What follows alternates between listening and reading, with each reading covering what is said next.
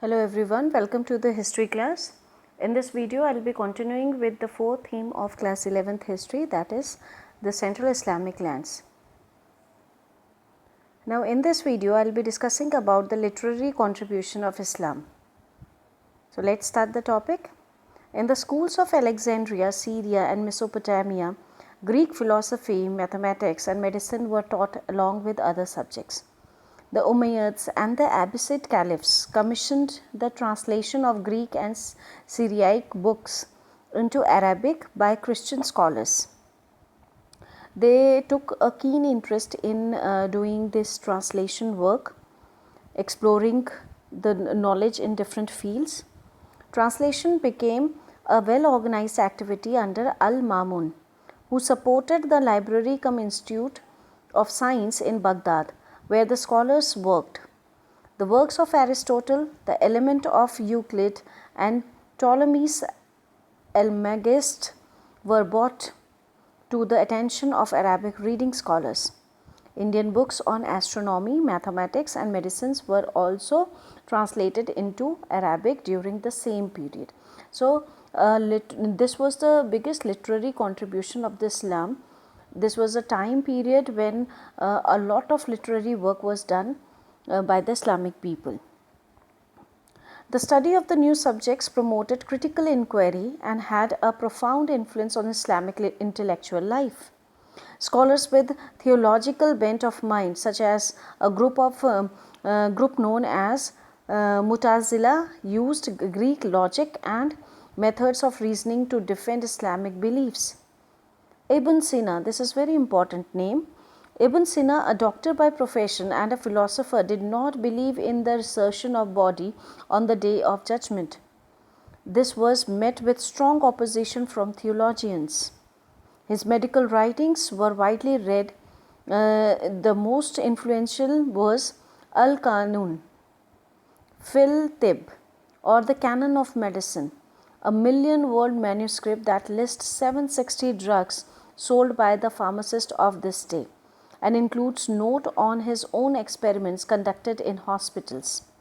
The canon points out the importance of dietetics, the influence of the climate and environment on health, and the contagious nature of some diseases. So this was a greatest contribution in the field of medicine done by Ibn Sina. He had written this book on medicine. In medieval Islamic societies, fine language and a creative imagination were among the most appreciated qualities in a person. This quality is great a person's communication to the level of adab, a term which implies literary and cultural refinement. Other forms of expression includes poetry, that is nazm, and prose, which were meant to be memorized and used when the occasion arose.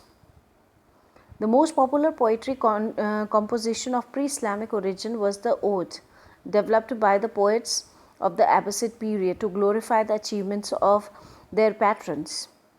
Poets of Persian origin revitalized and reinvented Arabic poetry and challenged the cultural hegemony of Arabs.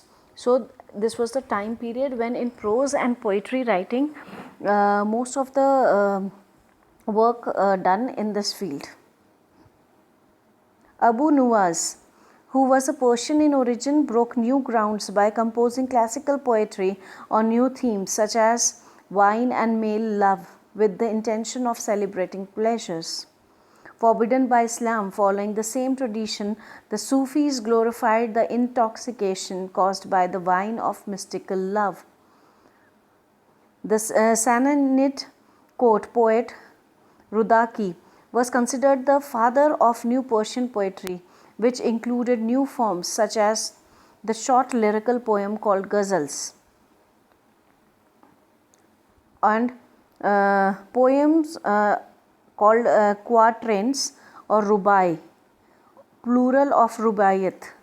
The rubai is a 4-line stanza in which the first 2 lines set the stage, third is finally poised, and fourth delivers the point. In contrast to its form, the subject matter of rubai is unrestricted. It can be used to express the beauty of a beloved, or praise a patron, or express the thoughts of the philosopher. The rubai reached its zenith in the hands of Omar Khayyam, also an astronomer and mathematician who lived at various times in Bukhara, Samarkand, and Isfahan. So this was the greatest literary development that took place during this time, when the new style of writing developed. Rubaiyat or the rubai, nazm, ghazals were written during this time. Umar Khayyam was a very profound poet known for his rubaiyat. At the beginning of the 11th century, Ghazni became the center of Persian literary life. Poets were naturally attracted by the brilliance of imperial court. Rulers too realized the importance of patronizing arts and learning for enhancing the prestige. Mahmud of Ghazni gathered around him a group of poets who composed theologies and epic poetry. The most outstanding was Firdausi. This is important from exam point of view. Firdausi, who took 30 years to complete the Shahnama. He wrote Shahnama. This is an epic of 50,000 couplets, which has become a masterpiece of Islamic literature. The Shahnama is a collection of tradition and legends with which poetic depicts Iran from creation up until the Arab conquest. Persian later became the language of administration and culture in India under Mughals.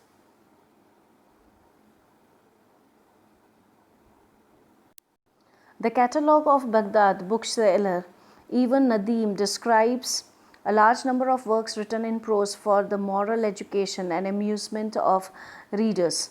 The oldest of these is a collection of animal fables called Kalila wa Dimna, the name of two jackals who were the leading characters, which is the Arabic translation of Pahlavi version of the Panchatantra.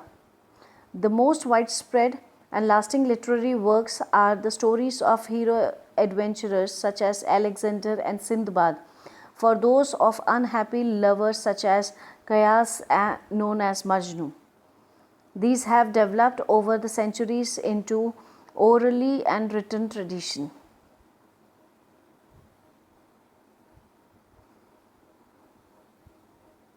The 1001 Nights is another collection of stories told by a single narrator, Shahrazad, to her husband night after night. The collection was originally in Indo-Persian and was translated into Arabic in Baghdad in the 8th century. More stories were later added in Cairo during the Mamluk period. These stories depict human beings of different types, the generous, stupid, gullible, crafty, and were told to educate and entertain. From the 9th century onwards, the scope of adab was expanded to include biographies, manuals of ethics, mirror for princes, and above all, history and geography. Tradition of history writing as well as established in literate Muslim society. History books were read by scholars and students as well as by the broad literate public. For rulers and official, history provided a good record of the glories and achievements of the dynasty as well as examples of techniques of administration. The tradition of local history writing developed with the breakup of caliphate.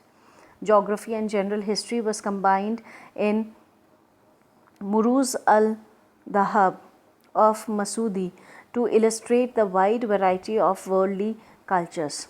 Al-Bruni's famous Taqi-e-Hind was the greatest work. This is a very prominent work. Al-Bruni, a very known name. He was a traveler, he wrote Taqi-e-Hind based on his experiences of his journey. So, such a vast literary tradition developed during the Islamic rule, and they have contributed a lot. this writing material, this literary material provides ample of information about the then present society and the state crafts and the people involved in different economical activities. It actually presents the society of that time. So, this is all about the literary contribution of the Islamic people. I hope you like this video. Thank you for watching this video.